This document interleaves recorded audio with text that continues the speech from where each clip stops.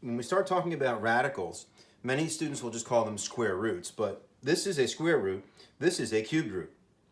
When we see a radical symbol without a root number written in there, known as the index, we need to assume that that index is 2. You will very often see square root symbols without the number in there at all. You need to imply that that is a 2. Whenever you see it with another number in there, obviously that's the number you're going to use. But that number, the index, tells you how many times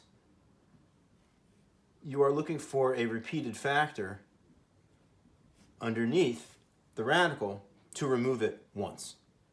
So if we're looking for the square root of 9, we're looking for 2 numbers that are identical that multiply together to equal 9. We will extract or remove one of those numbers from outside. In order to check, we would take that new number, this result, and raise it to the power of the index. And that should equal the original radicand, the original number underneath the radical. So now here, when we're looking for the cube root of 8, we are looking for the number that appears 3 times as a factor inside of 8. So that would be 2 times 2 times 2. So this would simplify to a 2 that comes outside of the radical just 1 time by itself, because we're looking for 3 factors that were identical to equal this radicand. The way to check that would be to take this number and raise it to the power of the index.